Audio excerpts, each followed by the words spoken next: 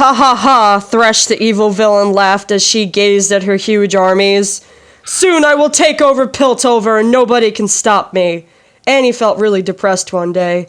She had just found out that she was adopted. Her real parents turned out to be nobles from Europe. They had a castle and were mighty rich. But she had none of that richness around. It made her feel pretty bad about herself, so she listened to some good music. But long she did not have to be depressed as misfortune came in and held her hand. They had fallen in love at the end of the story, see? And she said, I love you so much it hurts. What is wrong with you? If you feel bad, then I feel bad. So Annie told her the whole story.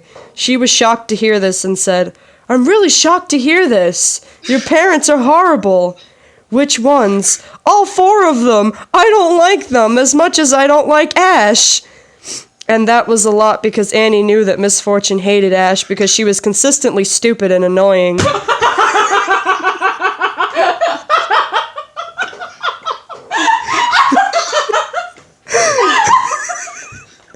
But Misfortune took out a letter. This had just arrived, said Misfortune. Annie opened the envelope and inside was an invitation.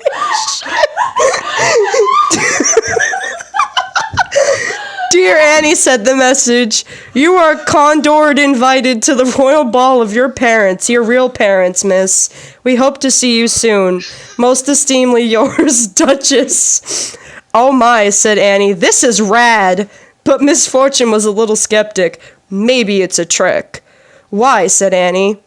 Because there are rumors of Thresh still being around. Surely she could not come all the way to Europe, said Annie confidently, because she didn't think that Thresh could travel that far. Said Misfortune contagiously. We just have to be careful. Hold on, exclaimed Annie. There is something else in the invitation. Princess Annie, hereby we also bestow upon you the keys to the cage of a flying unicorn your parents have provided you with. Also, wherever you hold this key in your hand, your powers are increased. Annie was really happy with that, but also felt a little bad for Misfortune. After all, they had a relationship. Misfortune had taught her being a hot pirate, and she picked it up really well. She was now even better at Misfortune at the being a hot pirate. So they went and picked up the flying unicorn. It was really quick and agile and flew around them like it really enjoyed itself. It took a moment, but with enough training and perversion, Annie trained it to her will. Now they could go and visit their parents. But little did they know that the invitation was not from Annie's European noble parents, but from Ash instead, and she had teamed up with Thresh. I was introduced. What the fuck? When did I get in here? You're there. There was of course pretty Annie and loyal Titters, smart and clever Ash, and Ezreal.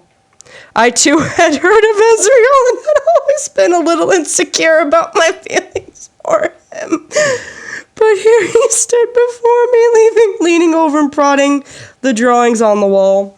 It looked so manly, so invigorating and virilous. When he spoke, he sounded so... I swooned right in front of him. We should defeat Thresh, Ezreal said. I agree, said Misfortune, but I'm not sure.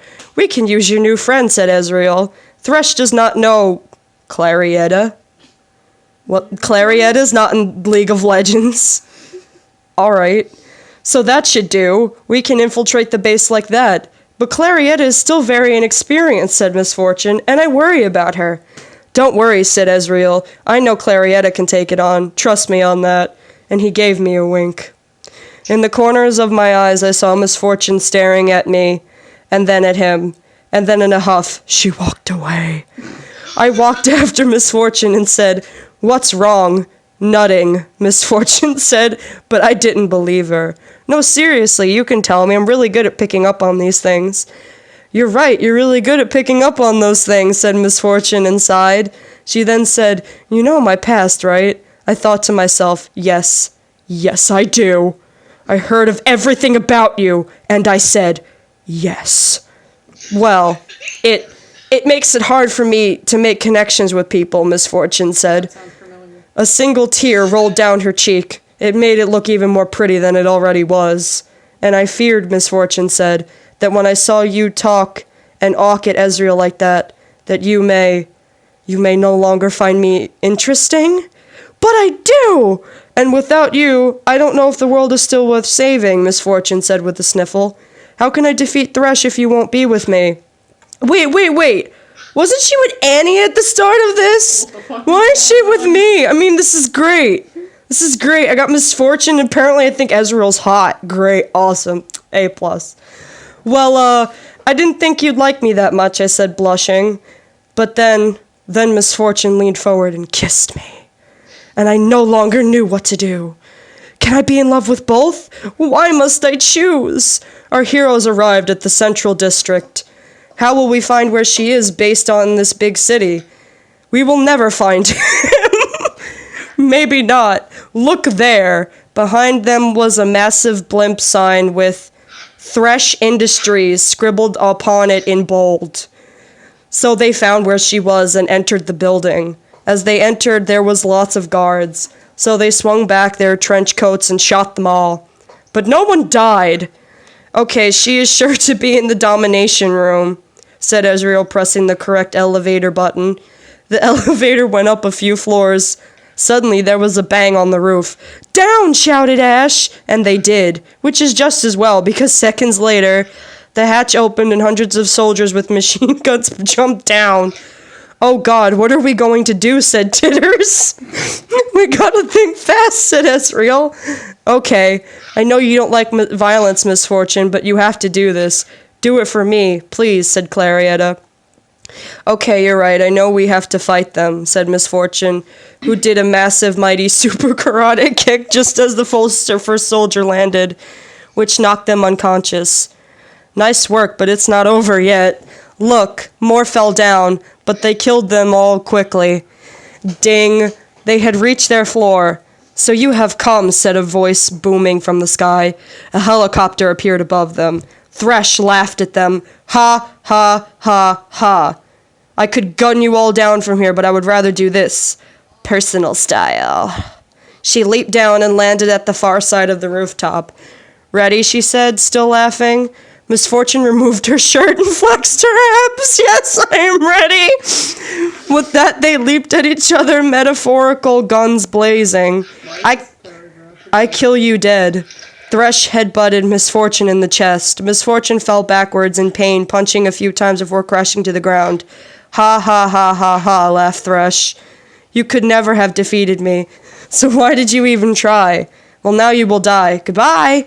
Thresh leaned over Misfortune, holding Gideon's Bible. Quick, Misfortune, use this, said Clarietta, chucking a nearby holy hand grenade towards Misfortune. Misfortune grabbed it and chucked it towards Thresh hard, knocking him backwards off the edge of the skyscraper. Goodbye, Thresh. Have a nice fall. Arrgh! We are safe now. She fell to certain doom. Titters and Ezreal got out from behind a tree where they were doing stuff. Thank you. You saved us all. Don't mention it. So they left the tower and went home. They lived happily ever after and had lots of kids. The end. That was so beautiful. That was just such an invigorating story. I'm so happy. Like the sexometer all the way to the top. Yeah. But I posted a bit of it on Tumblr and I tagged it not safe for work and a porn blog started following me.